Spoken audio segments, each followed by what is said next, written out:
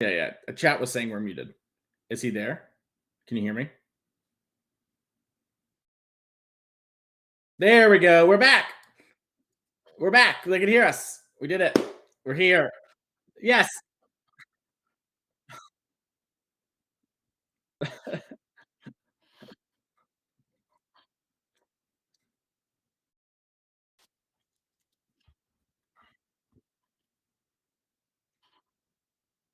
Better known on the internet as the Will Hall EXP and the one and only esports himself, Mason Clark. How are you doing today, my friend? I'm doing great. We got to watch May win a second go with Living In, and now we got more mod and a little Domain Zoo versus Amulet. And look, what you meant to say was Splinter Twin, because that's just been assembled, but this isn't one of the best decks to assemble it against, right? Like Titan can just, it doesn't really matter. We can go straight over the top of this. We can just burn you to the face with Valakuts, as Primeval Titan is the draw for the turn. Yeah, that's a really big draw step there for Chris. We're going to float a mana, search our deck. We also have the One Ring in hand. That's going to help us find this. And one of the great things about the Amulet deck, Will, is that the One Ring is both a defensive card, but also a proactive card and kind of winning and assembling the things you need. One of the problems with a lot of One Ring decks is that they're always reactive, right? Because the One Ring really gives you everything you need to win outside of mana, right? It gives you the cards, it gives you time, it does all those things, but the thing it lacks is mana. And this deck, lets you have all the mana. That's what you do. And then you can actually close the game out because you're working towards these unbeatable win conditions, or essentially unbeatable. When I was speaking to some of the good Titan players that I know, I was going on about Titan, how powerful it is. They went, it's not a Primeval Titan deck. It's just the best One Ring deck. This deck's so good. One Ring is the underlying card that no one really talks about in the deck. And I imagine we're going to see it's a full solution here, because as quick as these Domain Zoo decks are, if the life totals are still correct and we're at 20, this is going to be a big ass to finish it in this one turn.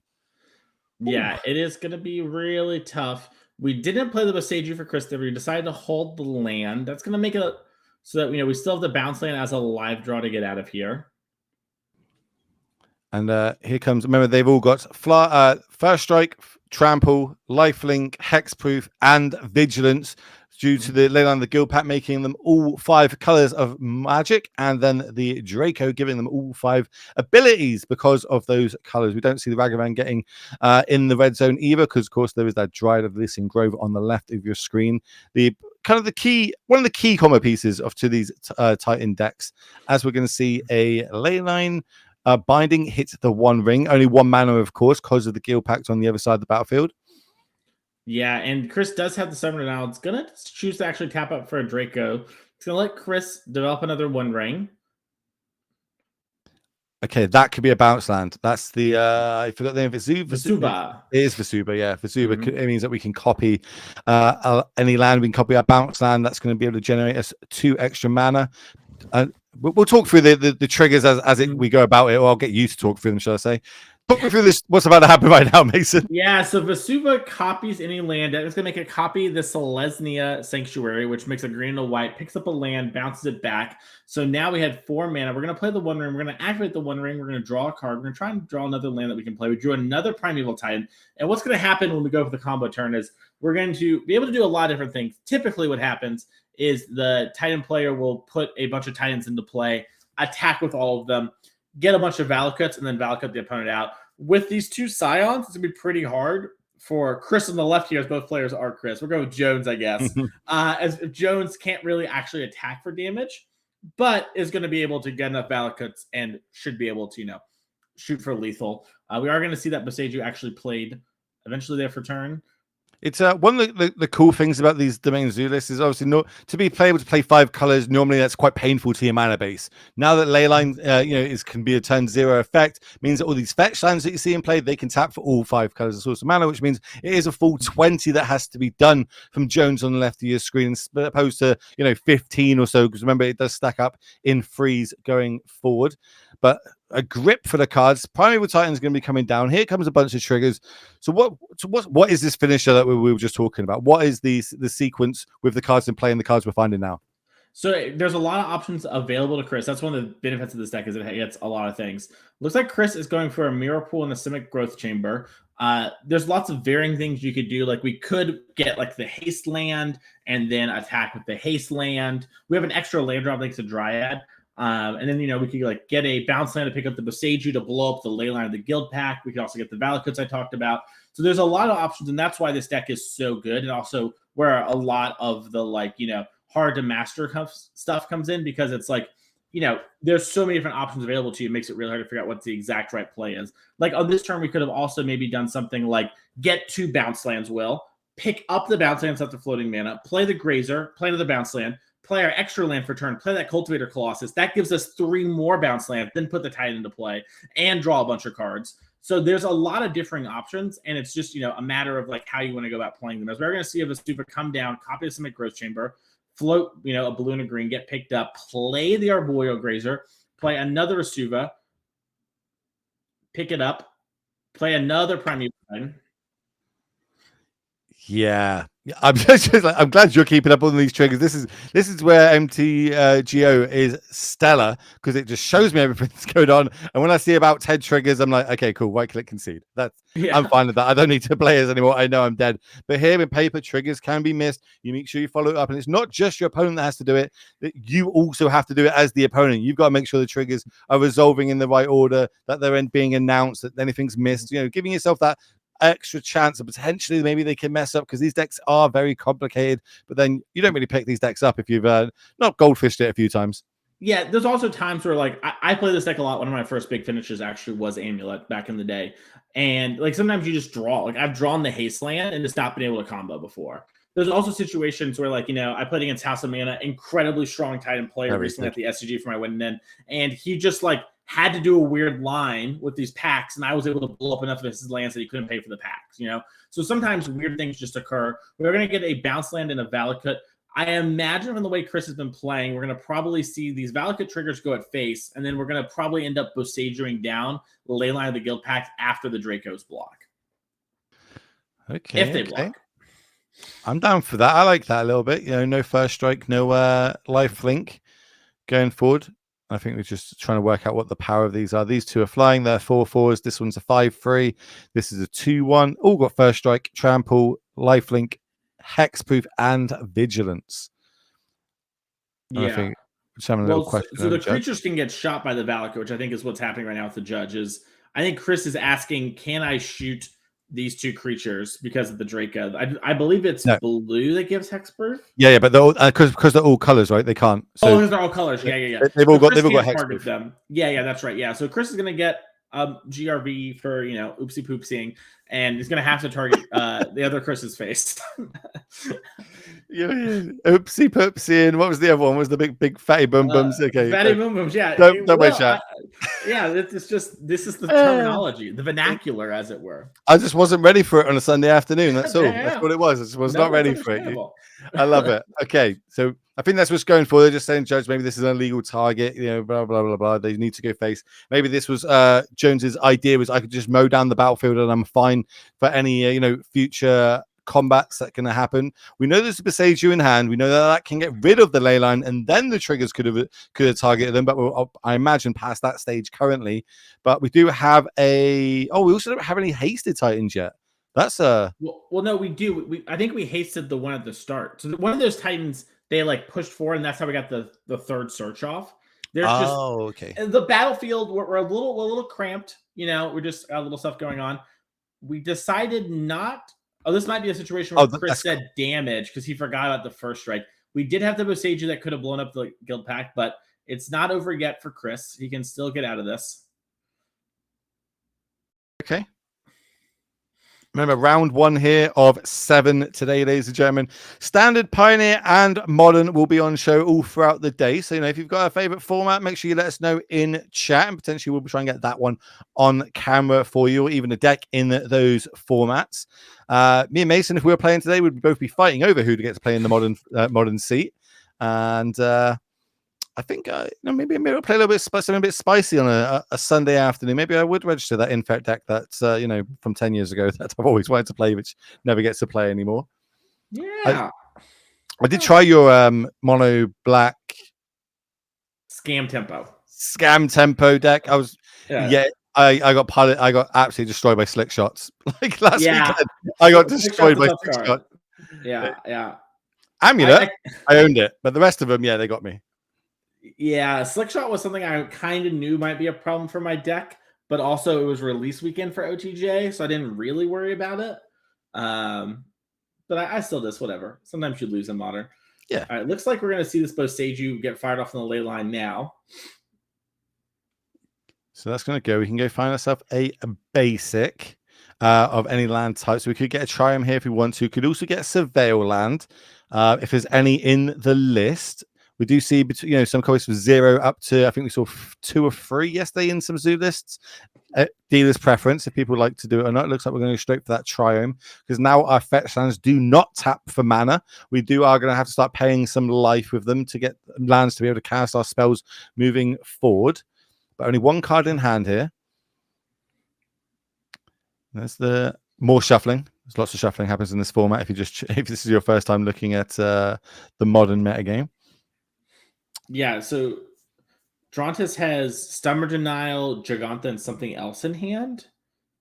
Because we spent our 3 mana picking up the Giganta before moving to combat, which worked out. I think it's the Windswept Heath. Oh, that makes sense. Could not get that out of my mouth then. You're good.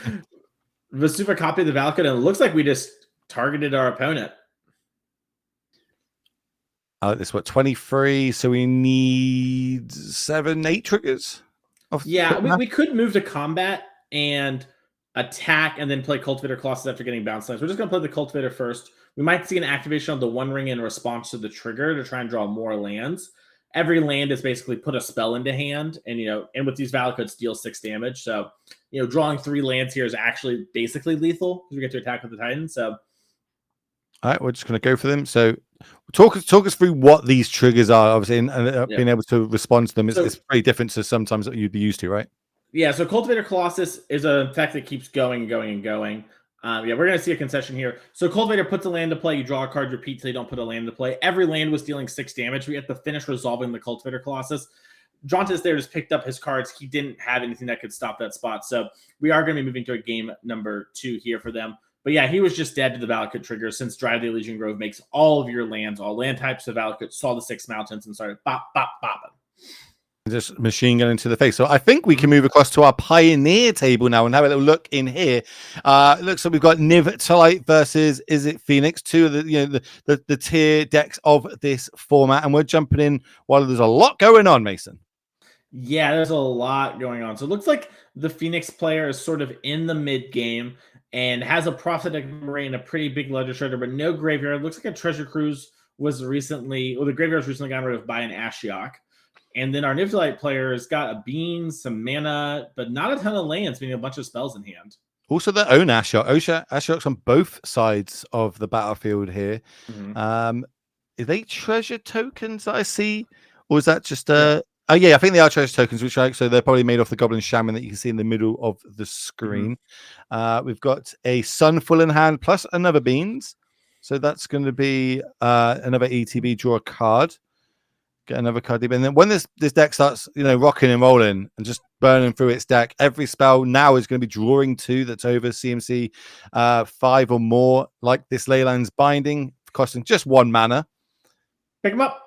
Pick him up. We're conniving off the Ledger Shredder.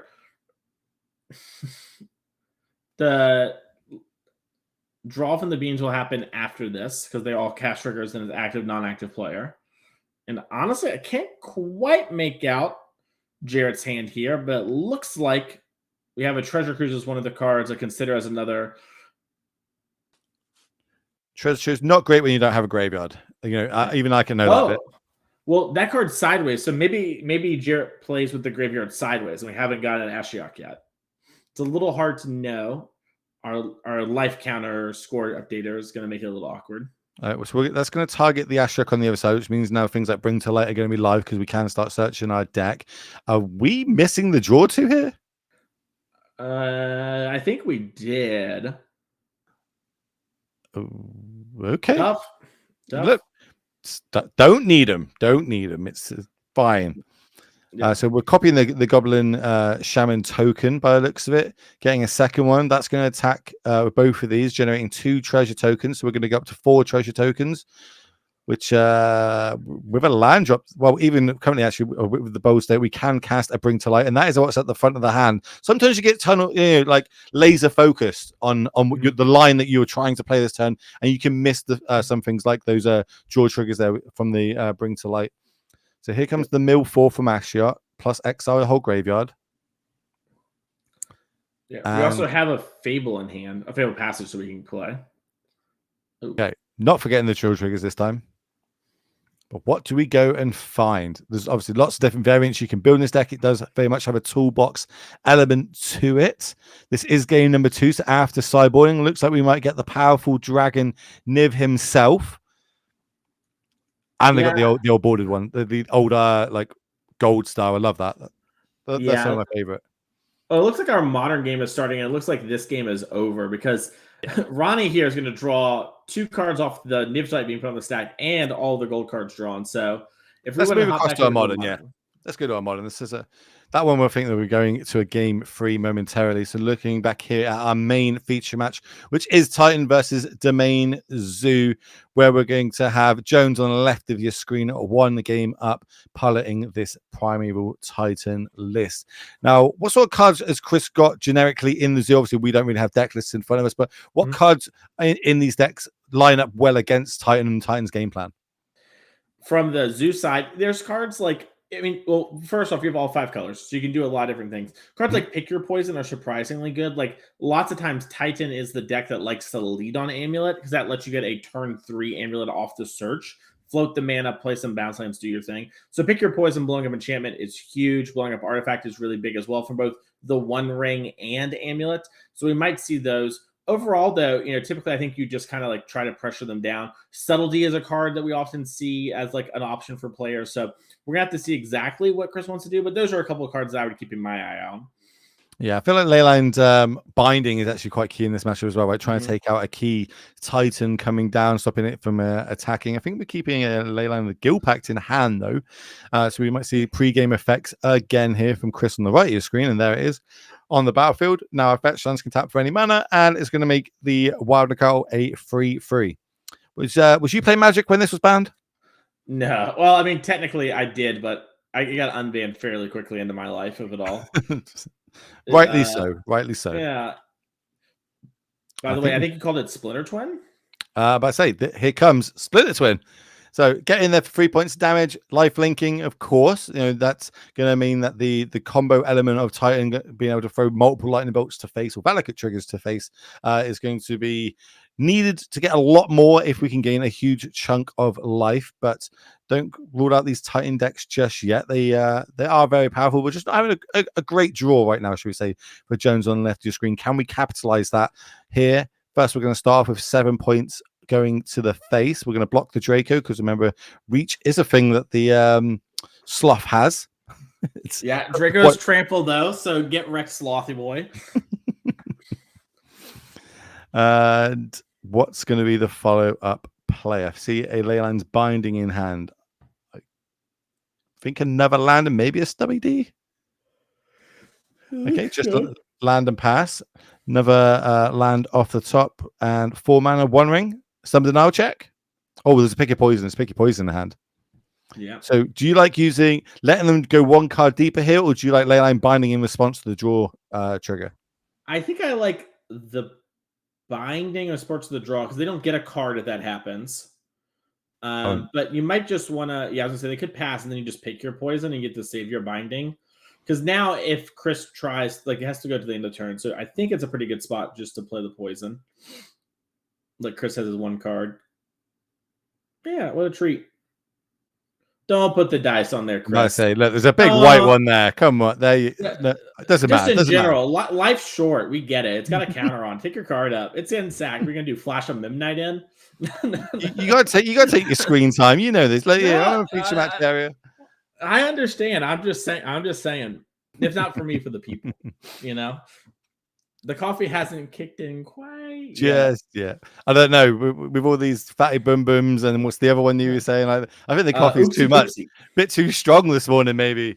As we see a little cycle there, giving us the ability to play an extra land for the turn if we would like to. First one's going to be Inerza's Saga. We know how good that card can be. One of the only decks that tends to play as a Saga turn 1 as well is these Titan decks, right? Yep, it's basically the only one that does it. You'll sometimes see it in other like brewy decks or like like odd fringe stuff, but for the most part, like your opponent's probably not going to lead on Saga unless they have something like Springleaf Drum and sort of like maybe a slower start as something like Hammer. Like they might do like Saga, Drum, Mimnite. We do have double Amulet in hand we're holding right now. Yeah, what's the reasoning behind that? I assume Chris is playing around cards like Pick Your Poison, like Leyline Binding on that regard, and just wants to play it and go up a mana. With the second one and the Microsense Gardens in play where you can make a copy, I think I might try to play one personally, at least, if not both. But Chris is choosing to be pretty patient here, which I can respect when to be patient, as we are going to see Giganta get picked up. And I think we got double Amulet, double Summoners Pact, maybe, and now Bounce Land for the turn. yeah, I think you're right. And Chris is at 6, so this is going to be the turn we need to start doing stuff. So start off. Here comes the first Amulet. Second one. Here comes another Amulet. Maybe. Yeah. Yes. If now, Chris tries to kill it in response, we'll be able to respond. Now here's the first Bounce Land. I'm going to gain 4 mana. I'm going to return it back to my hand. I'm going to cast Summoner's Pact to go find a green creature, put it into my hand. Amulet Titan is going to be the card that we find. Of course, 4 mana floating, remember. Yep, Castle Gamberg will turn that 4 into 6 green only for creatures. More ETBs. I imagine this is where the Mirror Pool gets involved. Yeah, what's the optimal time to Leyline's Binding here? So if your opponent's going for the Mirror Pool like this, you're going to want to go when they sacrifice, I believe, because I think Mirror Pool targets. Yeah. I can't remember exactly. I would double check the wording if I was the opponent. If not, then now would be a good time before there's a chance to activate. But it's going to make a copy of the Titan, which will let us get another one. So if Chris does have that Leyline Binding, right then was the moment you wanted to do it. Let's see. Sacrifice, create a token copy that target. Yeah. So getting rid of it would. It looks like maybe there's some clarification on what's exactly happening. Well, the amount of mana that's still floating, perhaps. But it looks like we're letting this resolve. Copy going to enter the battlefield. Another search of the library for 2 lands. Can I read this? Maybe we might have gone too far. I don't know what. But definitely going to be asking about this. Maybe I would like to respond to this. Now it's just going to come down to the wording. What was said when we said, I want to target my Primeval Titan. That's why we have judges at these events. Never be scared to ask anything. And I think now we're saying that I would like to Leyline Binding it in response to the target trigger. Yeah. This might also be one of those classic situations where, our Domain Zoo player said like, okay, and like kind of like thinking about it. And then Chris starts to put it in play. And the other Chris is like, no, I'm like saying it's on the stack. And it's like, oh, sorry. And like, is showing the token to like sort of represent what would happen, So we're going through. So basically, from the triggers, we've got a bounce back to hand trigger with the mana floating. We're returning the Boseiju, and it looks like we're going to be using the Boseiju to get rid of that Leyline's Binding to get another trigger from the Primeval Titan.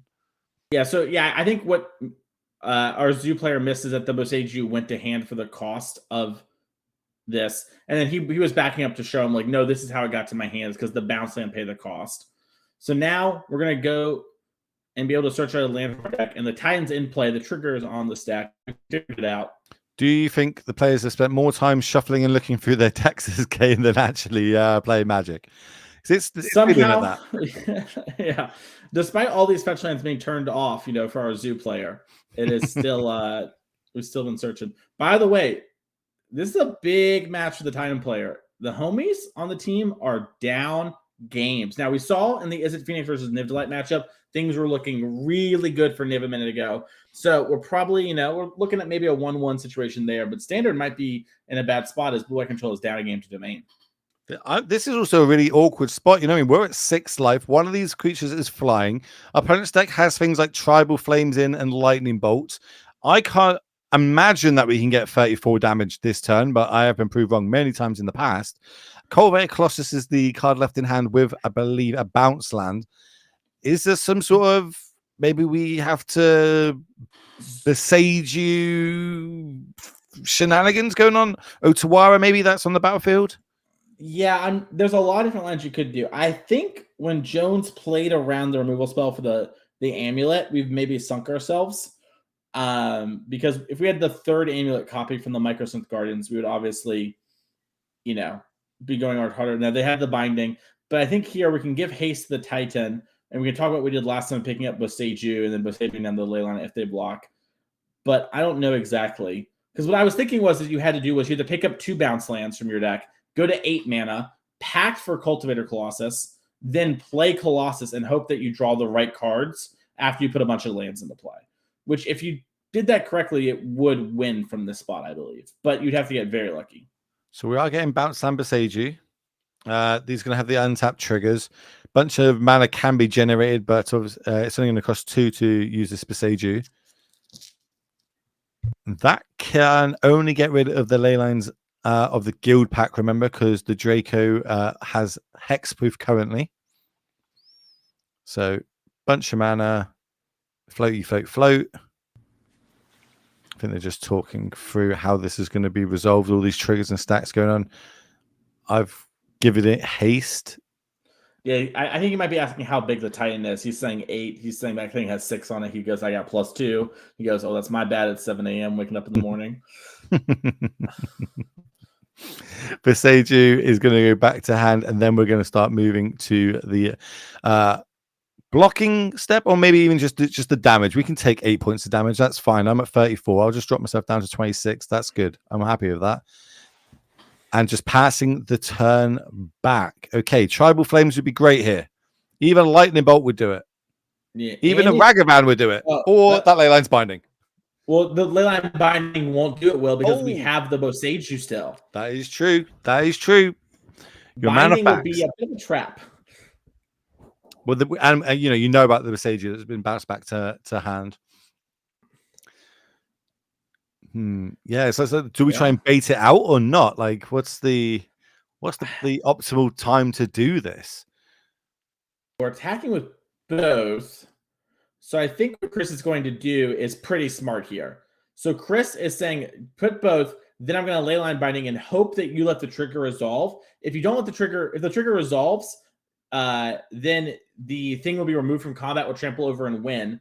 If we respond with the trigger on the stack, it doesn't leave play, and we can kill it with the Boseiju. So we are fine if we just kill it with the trigger on the stack. Okay, let's have a... I think they're going through literally what you were saying now. Like, if this resolves, I've got trample damage. Doesn't matter if it's blocks or not. We're going to be able to get 7 points damage coming across. Obviously, Jones at 6 life. That is not going to be ideal. Yeah. So, go on. I was going to say, Jones has to Boseiju right now. If you Boseiju right now, the Titan never leaves play. That's a small line. So some players would not know about that. They'll just think it all happens in one go. But it is an ETB effect, so you can destroy it while the ETB is there, and then there is no place for it to get exiled to, so it will survive. Yeah, it looks like our Zoo player is like, "Hey, I said I'm targeting this or whatever," and our Titan player is like, "Yes, but you put a trigger on the stack, and then I respond to the trigger." Right? It isn't all one fail swoop, and there seems to be some communication about what's happening. I think, this is a key turn, basically. This is why they're making sure they get it right. Who said what at what time? Because if you say the wrong thing and you let something resolve it, and then you're responding to it, then lethal damage is going to happen.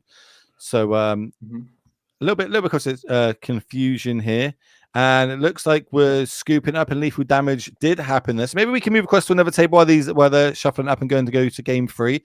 What table are we moving to here? This looks like the Niv and Phoenix deck. So they're just starting off here. Niv did take that game 2 down like we thought. So not much happening here, just kind of some setup turns, should we say, for both of these players. Yeah, the Niv deck often spends a lot of the early turns playing cards like Sylvan Caryatid or Cornucopia. And we're plotting. What is that that's getting plotted? Ooh, I forget its name because I haven't actually said it out loud before. Basically, it is a Tormenting Voices plot. So when that card comes off the stack, you'll discard a card and draw 2. Okay, I quite like that. That seems like it fits quite well here. As we're going to have a Beans and both of them never Sylvan Caryatid, adding more to the battlefield mana wise, adding more draw spells going through. I don't believe this game is sped up, but geez, the shuffling quick. They're moving fast. We're live. I love seeing it. And of course, we are live all day today, ladies and gentlemen. 7 rounds plus a cut to top 8 of this team event today. Standard, Pioneer, and Modern, the formats. We did crown ourselves a champion this morning of May French, taking down the Modern 10K on Living End. So congratulations to her. She's already sat down ready to play and battle more Magic today if it wasn't enough winning a big tournament. Can she go back to back with her team today? Well, you're going to have to stick around to find out. Make sure to hit that follow button if you have not. If you've got any questions, maybe this is your first time watching Magic or you're looking at going to a big event, fire them in chat. Me and Mason can answer them to you. I'm going to say we're seasoned vets at this point and going to some sort of paper Magic events. I feel like we've been to 1 or 2 in our time. We have Highway Robbery is the name of that card. That's good for the set. That's going to be an Arclight Phoenix hitting the graveyard. Mm-hmm. I got my old arts. I just don't. Some of the newer cards are the ones I'm like, what's that new card? But yeah. I like that old art, Phoenix. I think I just upgraded my own to that as well. Here comes an opt. Little scry poos before we want to draw a knot. Don't like it. Going to the bottom. We get a fresh card in the grip. Little slick shot show off. I didn't even know that was a card that's being played in Phoenix these days, but I'm down for it. I love, inventing new cards, building new decks, and getting them kind of brewing a little bit more. Yeah, players have been trying it just basically as like you cast, like on this turn, we've cast 3 spells, right? So Slick Shot, it does 7. With the profs, it would maybe do like a couple more damage. So it's just a card that players have been trying to be a bit more aggressive with the Phoenix decks. It's really a flex slot card, much like, Spell Pierce, Ashiok, that kind of thing. You're just making your deck lean a little direction, and I really like it. Like the idea of it, at least. I don't know. I think it's probably fine-ish. The mirror seems kind of tough, but how are you feeling, Mason? Do you want to stick here with a bit of Pioneer, or do you want to see the conclusion of the Modern match? I think we should stick here because I think this one's going to matter a lot, and the other one we've seen the ins and the outs. All right, let's stay here then. Let's do it. I'm game for that. Let's hang out. Let's we got a lot of mana for Niv lighting. We had a whole Modern tournament yesterday. Let's mix it up a little bit. We got a bit of Pioneer, and these are 2 of the best decks in that current format as well. So we're going to start off with an Omnath. We know what card this can, how much power this one can do. Obviously, fetch land is not really a thing in this format. They are currently banned, but there are some pseudo ways around that, right? There are a couple of fetch lands that are legal, just not the ones that you're all thinking of. But it doesn't really matter. It's going to eat a Mystical Dispute. 1 mana answer, your 4 mana spell is always good.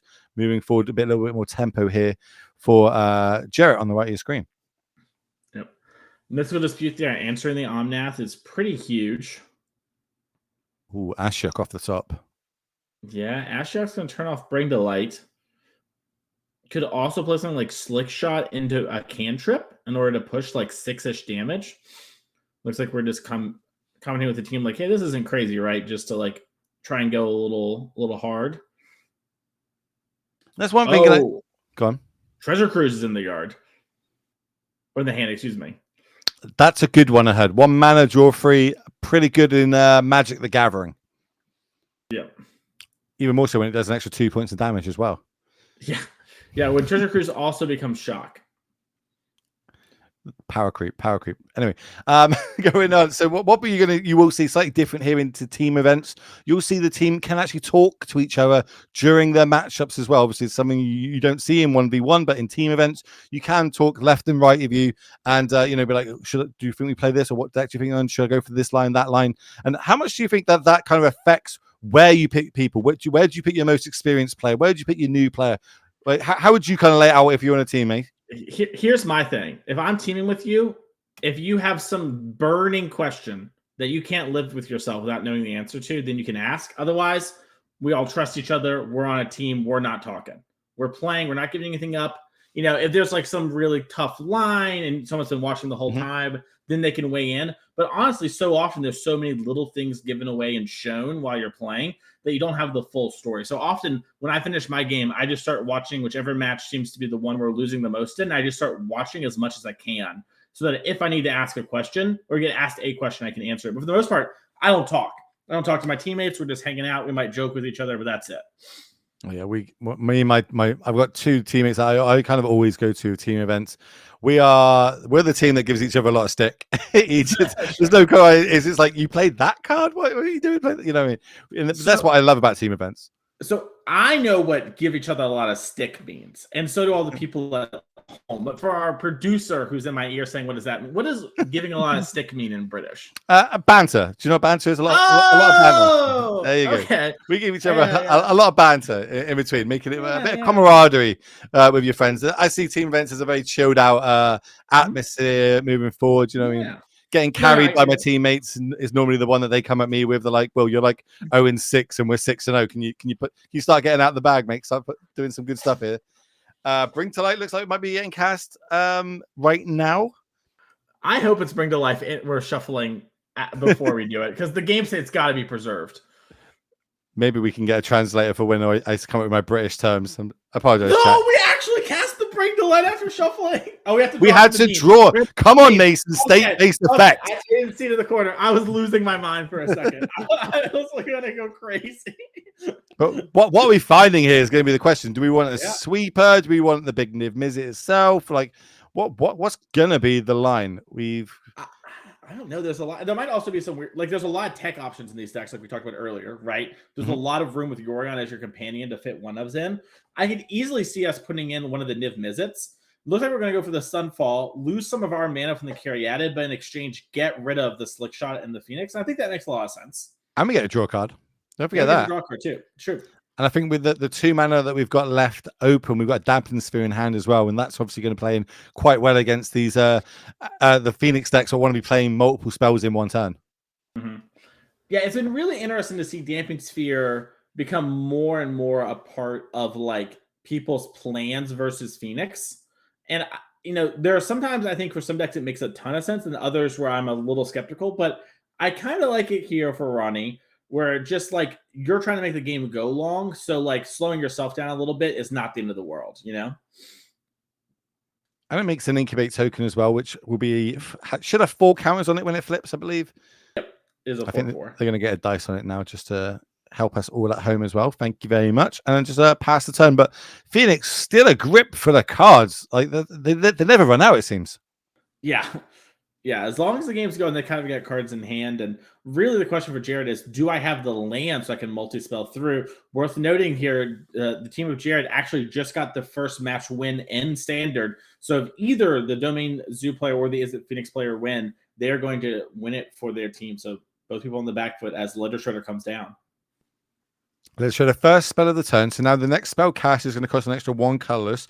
So we could play an Opera or consider that I think we do have it in hand here for Jarrett to try and get another sort of another card deeper and potentially getting a +1/+1 counter on this Ledger Shredder. Might just be a bunch of land in hand here as well for Rodney. Or for Ronnie, sorry. So first off, Connive trigger, land, and Treasure Crew. Yeah, Treasure Crew is going to go to the graveyard. +1/+1 counter is going to go on the Ledger Shredder. Now Consider is going to resolve. It's a basic island. Then we draw ourselves a Pixie. And I think that might be it for the turn. Agreed. And if you're Ronnie and your opponent discards Treasure Cruise with a graveyard that big, you've got an idea of what's in hand. More Delve cards. Ooh, okay. That looked like a flex. So it might be what, a Fable the Mirror Breaker, maybe? Yeah, it's probably either Fable or Valky. We'll have a little look. Just there you go. What is that? What is that? Is that the Niv-Mizzet Reborn? The Reborn Niv-Mizzet. That's the one. That's the. Oh no, sorry. It's not the Supreme one. Yeah, the newer one. The newer one, the 2. I don't know the name of it correctly because I haven't bought these yet for my deck in Pioneer. That's why I haven't got them.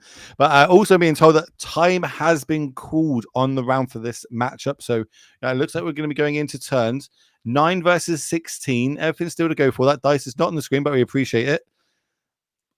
Yeah. Maybe they can move it down a little bit more for us, producer. That'd be great for everybody at home. Don't worry, gang. I've got it. Turn 1. I got the old finger method. You on it. Count to 5, Mason. You know that's a hard task for us Infect players over here. That's tough. Halfway there. Well, we never get to 5. That's the problem. Our creatures keep dying before we get there.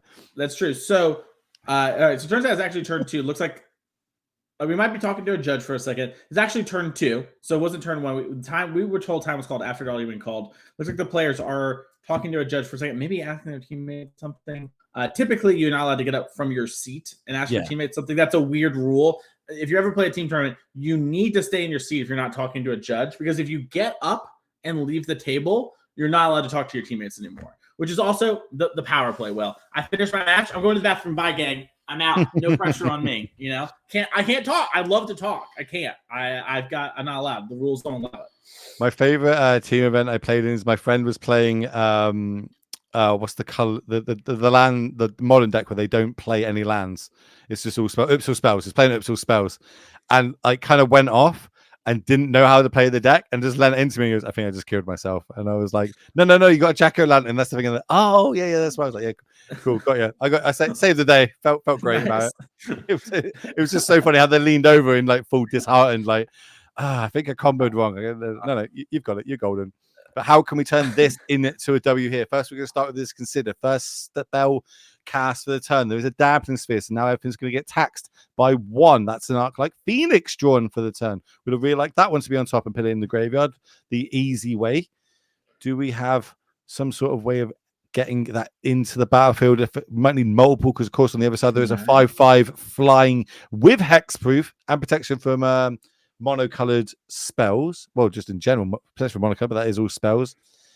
Does the added text on this card ever come apparent where each instant and sorcery card in your graveyard that's exactly 2 colors has jumpstart?